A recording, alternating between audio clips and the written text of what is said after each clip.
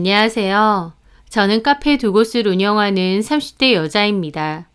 저는 부모의 얼굴조차 모르는 고아입니다. 보육원 출신으로 제 기억에 시작되는 그 어린 시절부터 저는 줄곧 혼자였어요.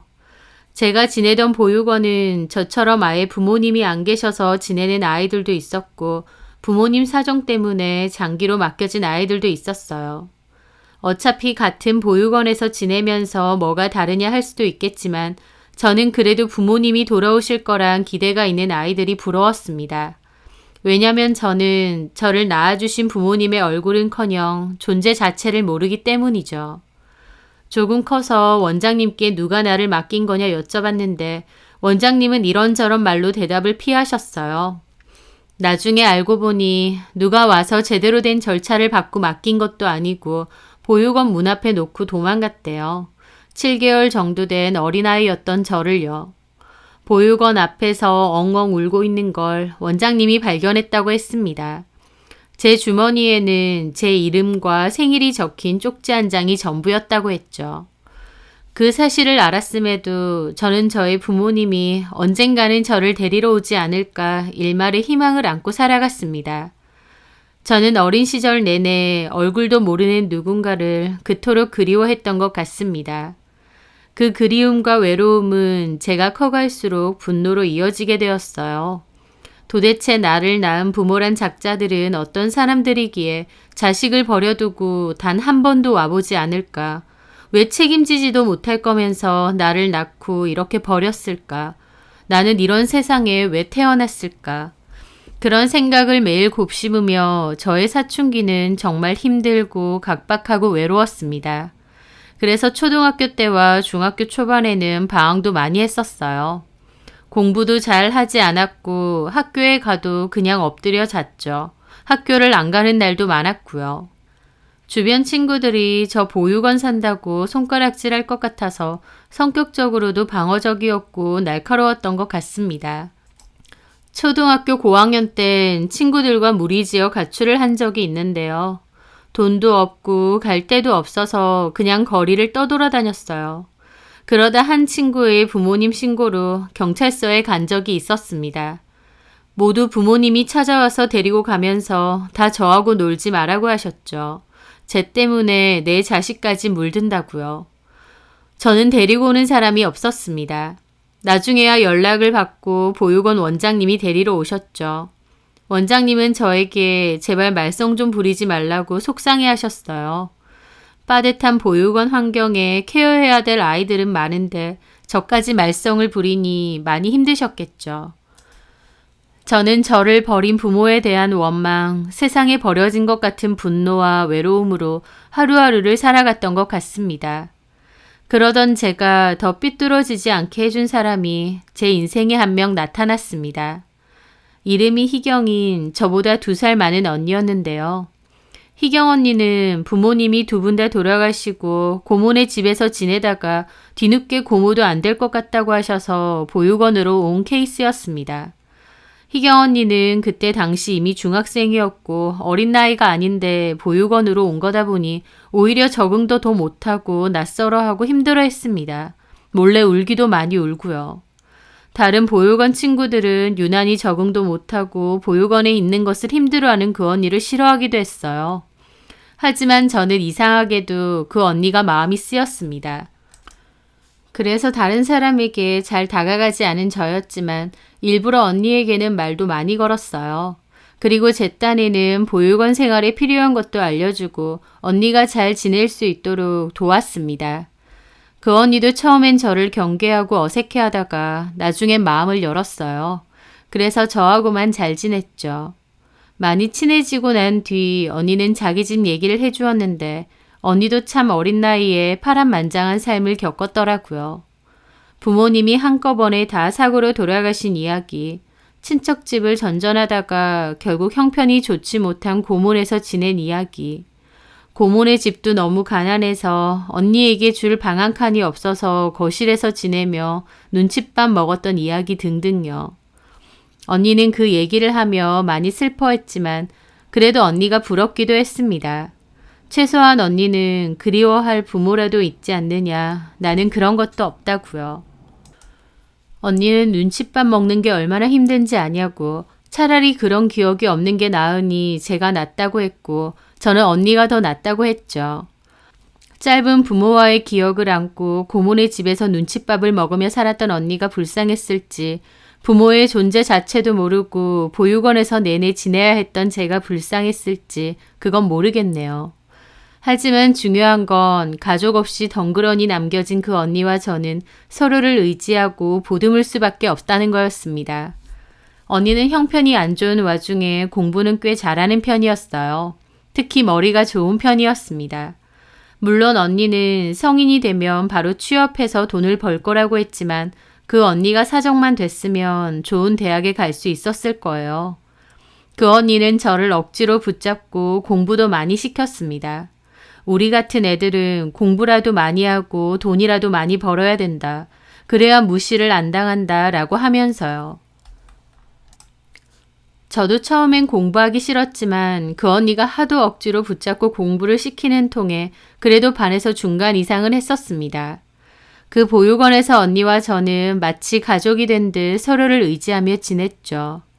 그러다가 언니가 먼저 성인이 되면서 보육원 퇴소를 해야 했습니다. 자립지원금이라곤 방학한 구하기 힘든 턱없이 부족한 금액이 나왔지만 언니는 천만다행히 숙식이 제공되는 공장에 취업해서 들어간다고 했습니다. 언니는 거기서 자리 잡고 저도 올 수 있게 하겠다고 약속했죠. 그리고 종종 놀러 올 테니 사고치지 말고 공부 열심히 하고 있으라고요. 그렇게 언니는 먼저 보육원을 떠났고 보육원에서 2시간 거리에 있는 먼 공장으로 일을 하러 갔어요. 먼 거리지만 언니는 주말에 이따금씩 과자를 사들고 보육원에 왔고 저는 마치 부모님을 기다리듯 늘 언니를 기다렸습니다. 그렇게 2년 뒤 저도 퇴소를 해야 했는데 언니네 공장은 더 이상 사람을 뽑지 않아 제가 들어갈 수는 없었어요. 하지만 언니가 자기도 이제 기숙사 생활 안 하고 집을 구했다며 자기 집에서 함께 지내자고 해서 언니네 집에 들어가게 되었습니다. 보통 보육원을 퇴소하고 자립을 하기 힘들어하는데 저는 언니가 있었으니 운이 좋은 케이스였죠. 저는 언니에게 너무 고마워서 제 자립 지원금을 전부 언니에게 주려고 했지만 언니는 단박에 거절했습니다. 이건 네가 갖고 있으라고. 사람은 돈이 늘 수중에 있어야 된다고. 그 누가 달라고 해도 절대 주면 안 된다며 그 돈을 받지 않았어요. 나중에 제가 취업하고 나면 그때 반값은 나눠 내자고 하면서요. 언니는 외지고 오래된 반지하에 살았는데요. 햇볕이 잘 안 들어서 곰팡이가 잘 생기고 옷이 잘 안 마르는 곳이었습니다. 반지하 밖으로 술 취한 취객들이 잘 지나다니고 어쩔 때는 창문에 대고 오줌까지 눈 적도 있습니다. 밤에 술 취한 취객이 창문 근처를 서성이면 무서워서 언니를 붙들고 오들오들 떨다가 잔 적도 많죠. 집은 어려웠지만 그래도 언니와 같이 지내니 좋더라고요. 언니 역시 저랑 같이 사니 혼자 살 때보다 덜 무섭고 재밌다고 해주었습니다. 저도 언니네 집에 얻어 살며 아르바이트를 시작했고 그 와중에 취업 자리도 열심히 알아봤습니다. 그러다가 한 회사에 취업을 하게 되었어요.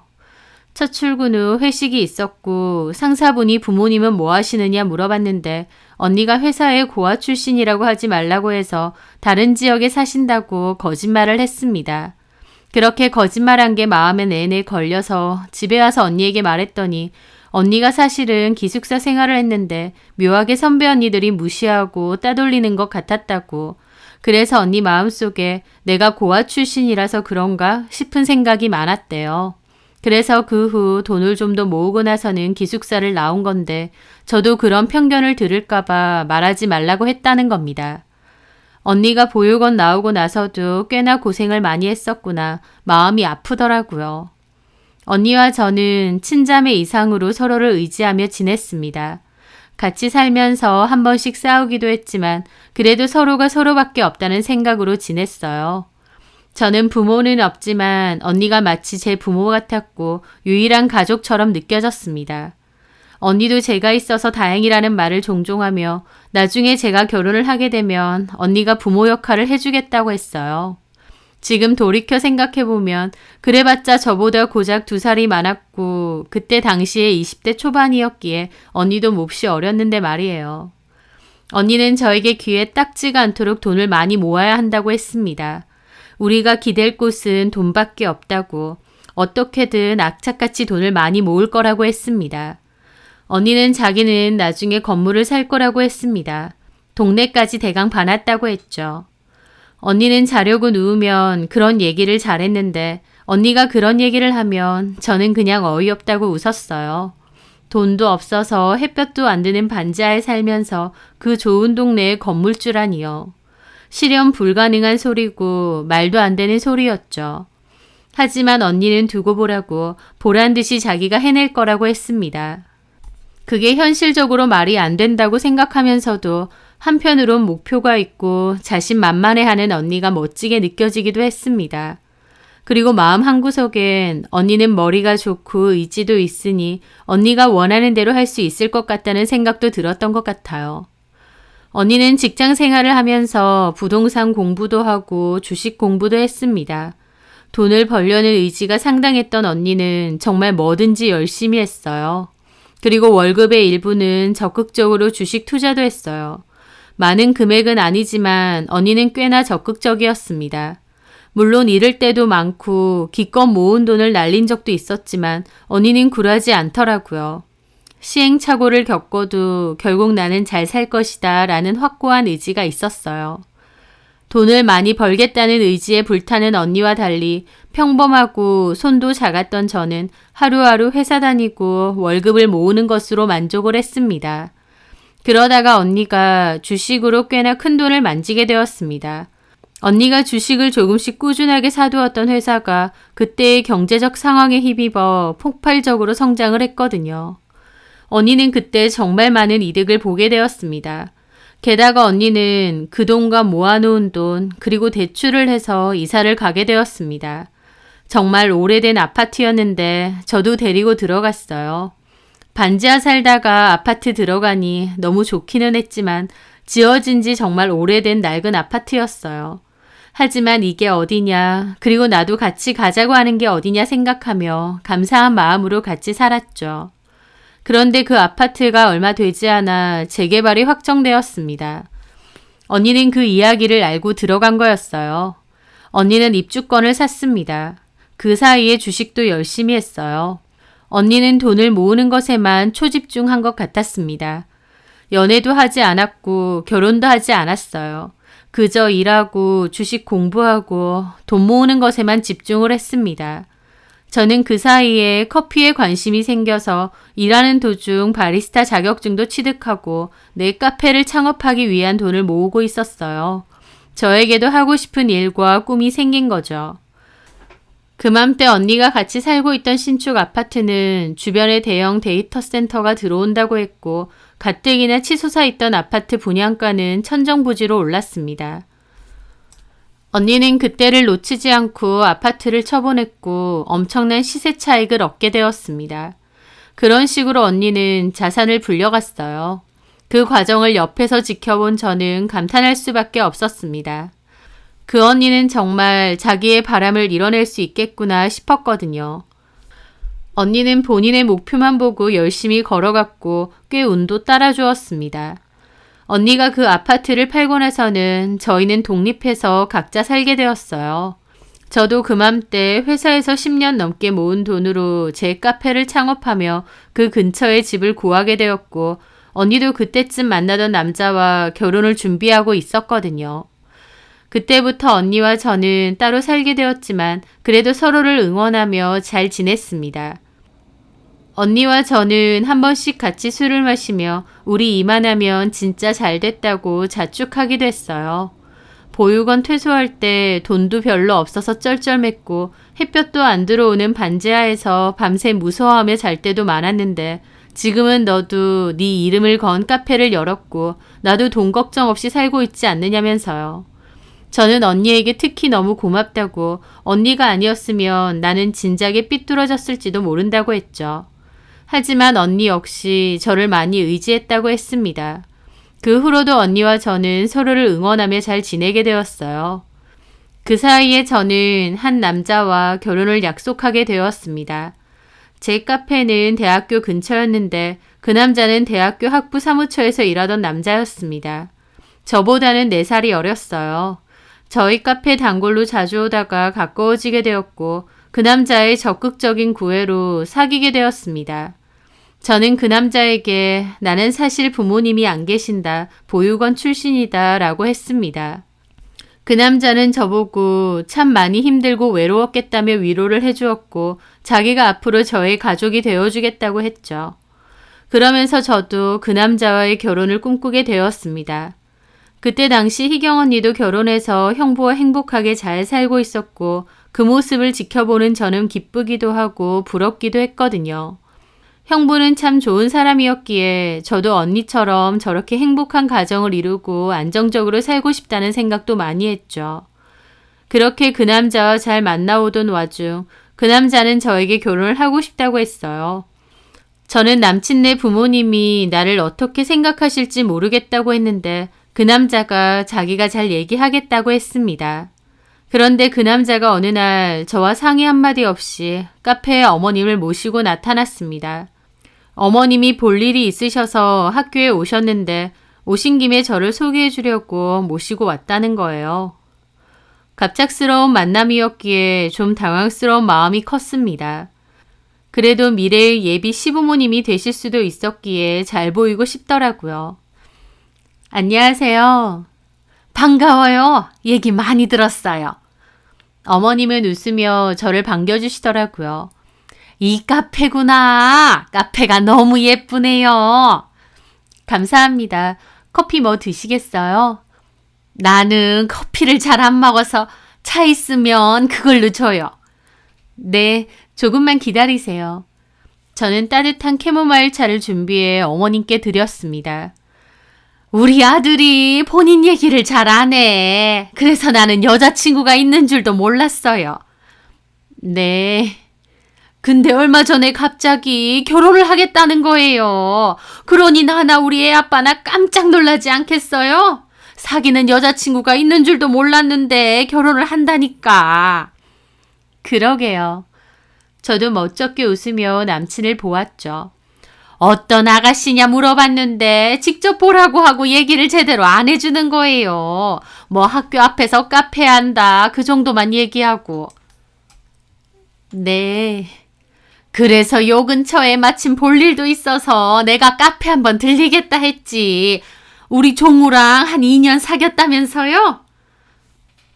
아, 1년 반 정도 만났습니다. 그렇구나. 나이는 어떻게 돼요? 제가 종우 씨보다 4살이 많습니다. 어머, 그래요? 어려 보이는데. 그렇구나. 제가 나이가 더 많다고 하니 어머님 표정이 언뜻 굳으시더라고요. 나는 당연히 연하인 줄 알았어. 아참, 내 정신 좀 봐. 이름이? 김진아입니다. 이름도 참 예쁘다. 부모님이 이름도 참 예쁘게 지어주셨네. 하며 웃으시는 겁니다. 그 모습에 저는 당황스러웠죠. 남자친구가 저에 대해서 얘기한 게 정말 아예 없구나 싶었어요. 저는 남친이 결혼 얘기까지 한 상태다 보니 먼저 부모님께 제 개인사에 대해서 말했을 줄 알았습니다. 그런데 제가 일하는 카페 말고는 아무것도 얘기한 게 없는 거였죠. 그래서 조금 당황스러운 기분으로 있었는데 아니나 다를까 어머님이 여쭤보시더라고요. 이 카페는 본인 거예요? 네. 보니까 알바생도 한 명 있고 손님도 많고 장사가 꽤 되나 봐요. 장사 잘 돼. 이 인근에서 여기가 제일 잘 되거든. 하며 신나서 말하더라고요. 그래? 이 근처에 카페가 많던데 여기만 유독 잘 되는 이유가 뭐지?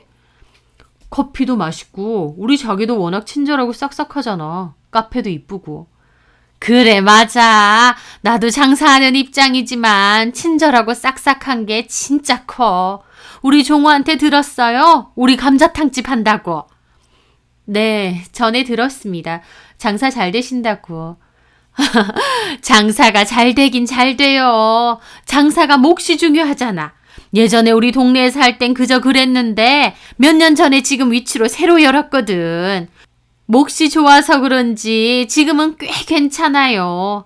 거기가 위치가 좋아서 서로 들어오려고 경쟁하는 곳인데 운 좋게 우리가 들어갔거든. 장사는 몫이 반이라는데 진짜 그 말이 맞는 것 같기도 해. 다음에 한번 먹으러 와요, 종우랑. 네, 말씀 편하게 하세요, 어머님. 아휴, 그럴까? 얼굴도 예쁘고 성격도 싹싹해 보여서 내가 마음에 드네. 이렇게 잘 되는 카페 운영하는 거 보니 능력도 좋아 보이고. 나이가 조금 많아서 걸리긴 하는데 그래도 겉보기엔 우리 종우보다 어려 보여. 감사합니다. 이 카페를 젊은 아가씨가 차렸을 리는 없고 부모님이 차려주신 거예요? 라고 물어보시더라고요. 그 순간 저는 당황해서 남친을 쳐다봤는데 남친은 남일인 양 커피만 홀짝이고 있었습니다. 저는 잠깐 망설이다가 솔직하게 말씀드렸습니다. 아니요, 제가 돈 모아서 했습니다. 어머, 그래요? 혼자 힘으로? 아유, 똑 부러지네. 부모님이 너무 기특해 하시겠다. 저기, 어머님, 종우 씨가 말씀을 안 드린 것 같은데요. 저 부모님이 안 계십니다. 제 말에 어머님 표정이 좀 놀라시더라고요. 어머, 그래요? 돌아가셨어요? 아, 그게 아니라요.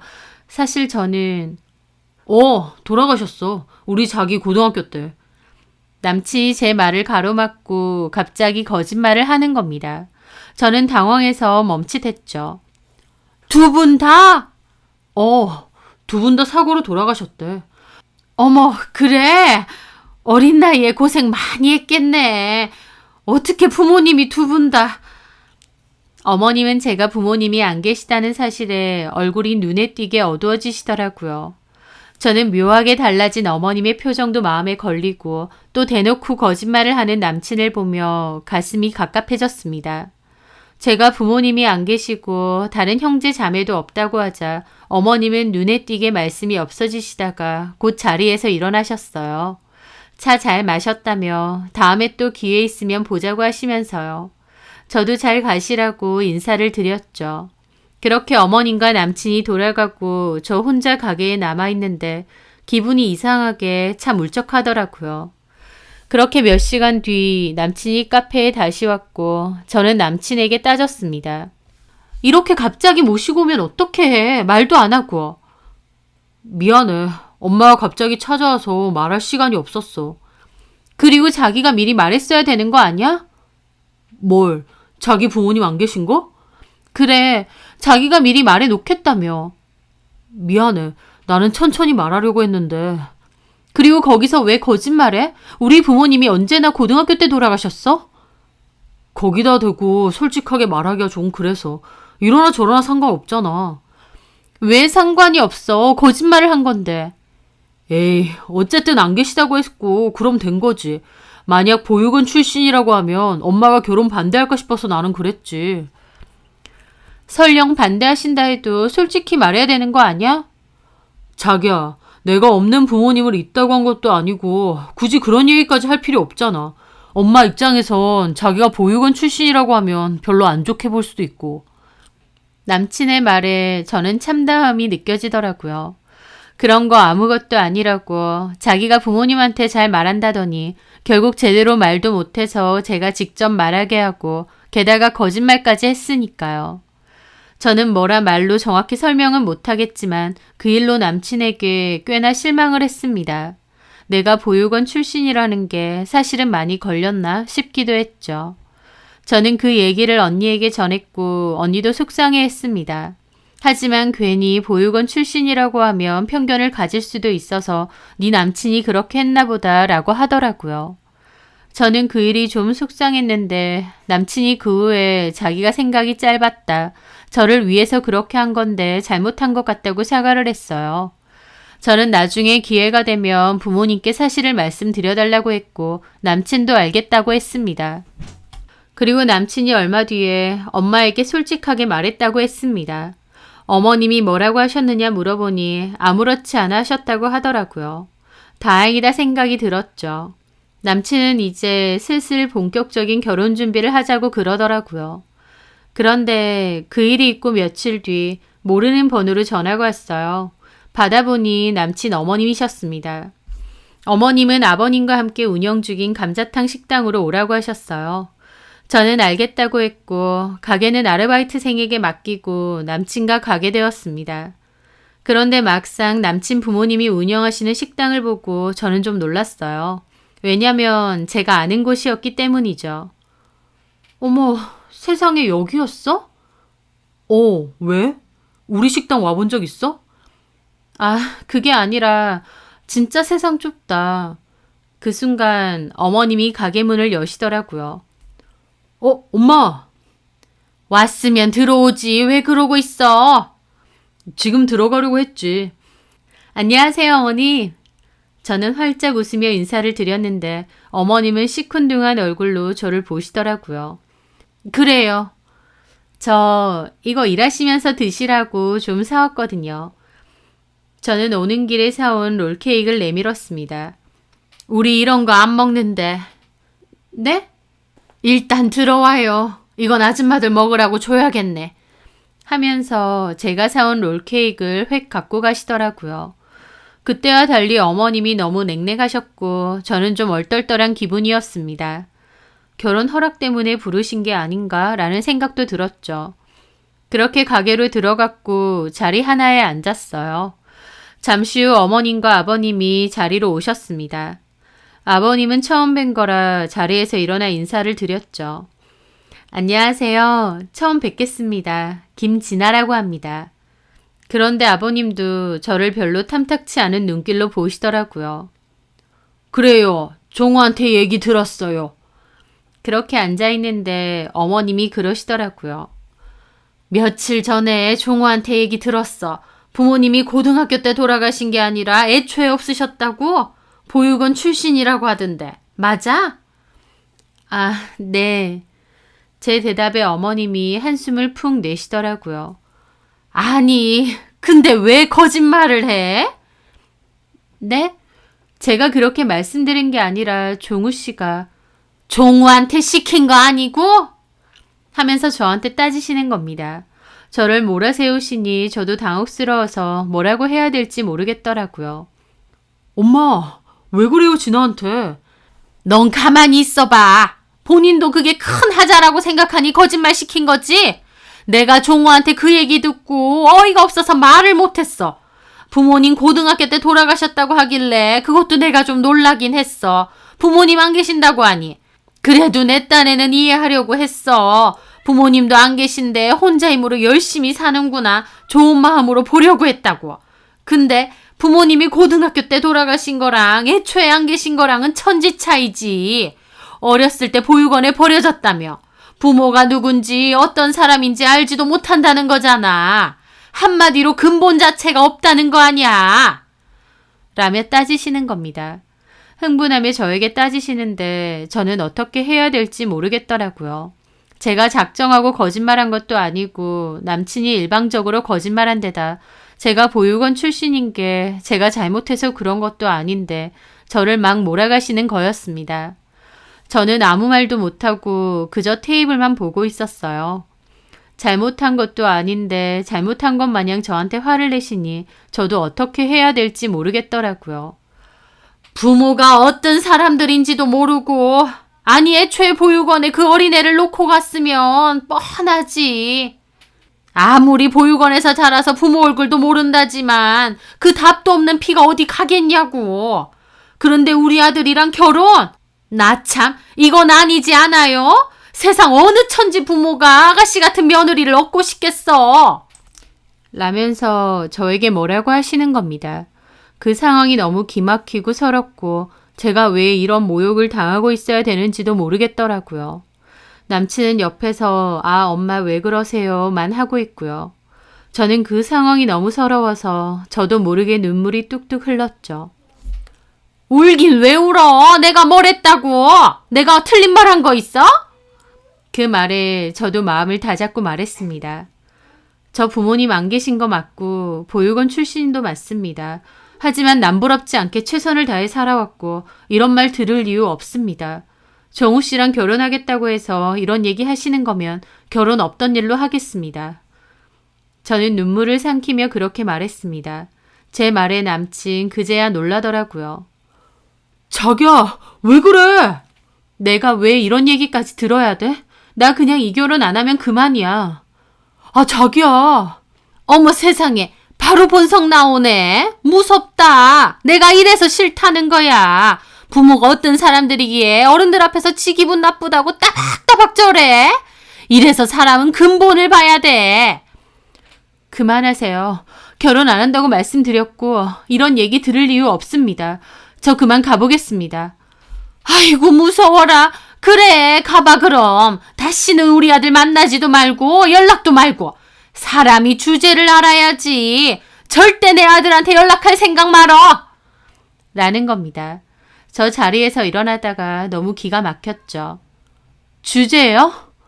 그래. 우리가 고아 출신 며느리 얻으려고 이날까지 애지중지 아들 키운 줄 알아? 게다가 뻔뻔하게 거짓말까지 하고. 진짜 깜찍하네. 내 말이 틀렸어? 그쪽 주제를 알아. 그 순간이었습니다. 사장님, 지금 말 다 하셨어요? 갑자기 난데없이 언니의 목소리가 들려 고개를 돌려봤는데 희경 언니가 화난 얼굴로 서 있는 겁니다. 남친 부모님도 당황한 얼굴로 그러시더라고요. 어머! 사모님 언제 오셨어요? 어머님은 희경 언니에게 사모님이라고 불렀어요. 네, 그 건물은 사실 희경 언니네 건물이었습니다. 희경 언니와 형부가 함께 반반 투자해서 운영하는 건물이었죠. 언니는 그 동네에서 건물을 운영하겠다는 본인의 꿈을 이룬 거였습니다. 그런데 공교롭게 남친네 부모님이 그 건물에서 감자탕 가게를 하셨기에 제가 몹시 놀란 거였습니다. 희경 언니는 화난 얼굴로 따지고 들더라고요. 주제를 알라고 하셨어요? 제 동생한테? 그 말에 어머님도 아버님도 놀라시더라고요. 동생이라고요? 아니, 형제자매 없다고 했는데. 같은 보육원 출신입니다. 사장님이 뭔데 제 동생한테 그딴 식으로 함부로 말하는 거예요? 사장님이 뭔데 사람을 함부로 평가하고 따지는 거냐고요? 사장님한테 그럴 권리가 있어요? 언니도 화가 머리 끝까지 나서 따졌습니다. 어머님과 아버님은 당황해서 어버버 하더라고요. 제 동생 진아, 최선을 다해 살아왔습니다. 주어진 환경 탓하지 않고 이날 이때까지 정말 열심히 살아온 애예요.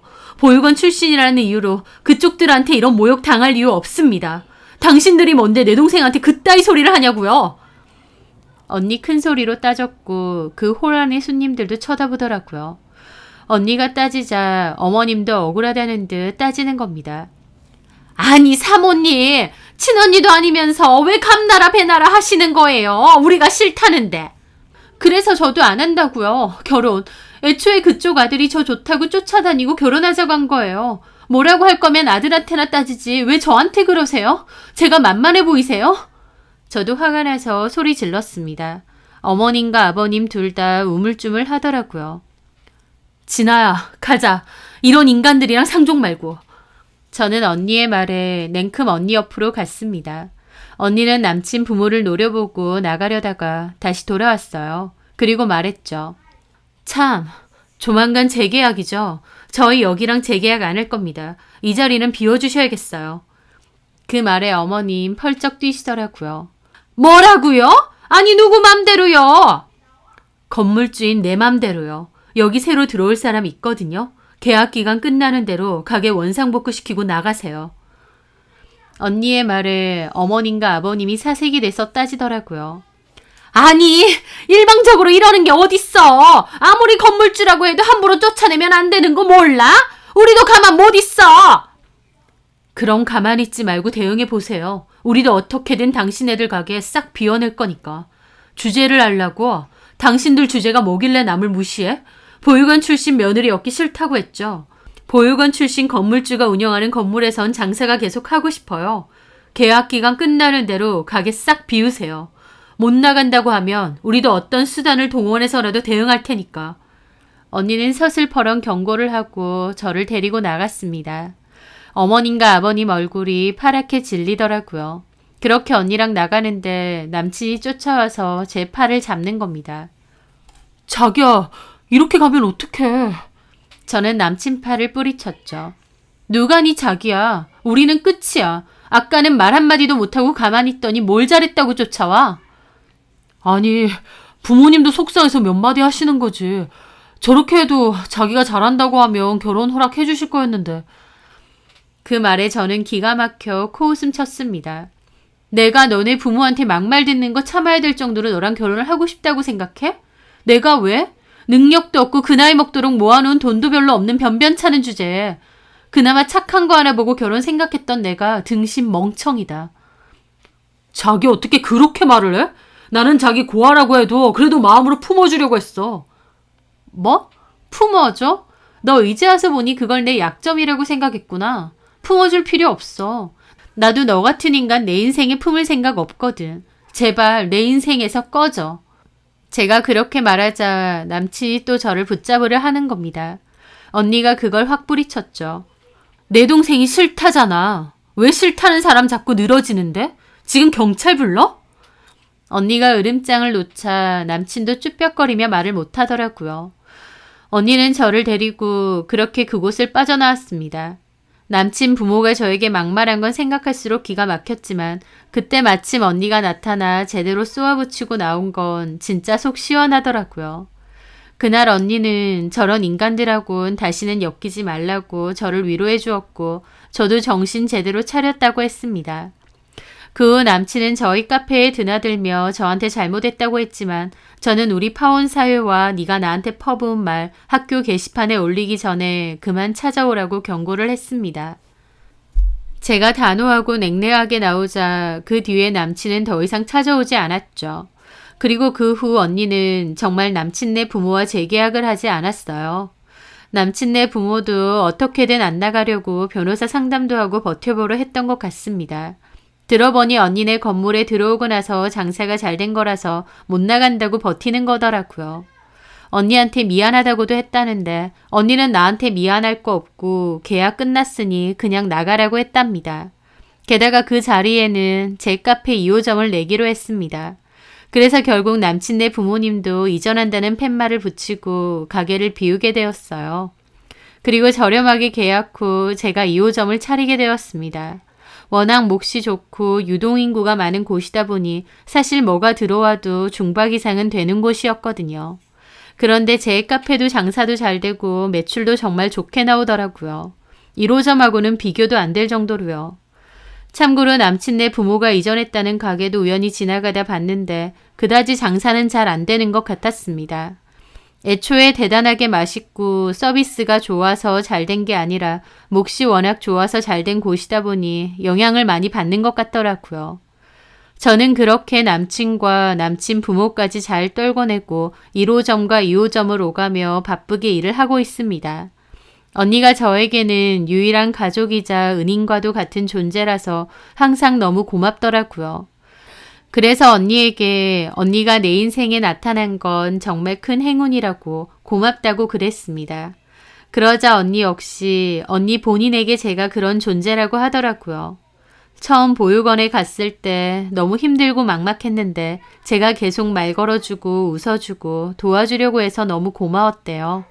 제가 가장 힘들 때 나타난 빛처럼 느껴졌다고도 하더라고요. 그리고 어느 순간 제가 진짜 동생 같고 가족처럼 느껴졌답니다. 매 순간 제가 옆에 있어줬다며 큰 의지가 되고 힘이 되었다고 하면서요. 그러면서 너는 내 친동생이라고 우리는 이미 가족이라고 하더라고요. 꼭 혈연으로 이루어진 가족만 가족이 아니듯이 언니와 저는 이미 서로를 가족이라고 생각하고 있습니다. 그 외롭고 쓸쓸하던 시절 서로가 서로에게 빛이 되어주고 힘이 되어주었다고 생각해요. 저는 비록 부모님의 존재도 모르고 얼굴도 모르지만 더 이상 외롭지 않습니다. 저에게는 둘도 없는 언니가 있으니 그걸로도 충분하고 감사하다고 생각하거든요. 앞으로도 언니와 행복하게 서로 의지하고 행복을 빌어주며 그렇게 살려고 합니다. 제 사연 들어주셔서 감사합니다.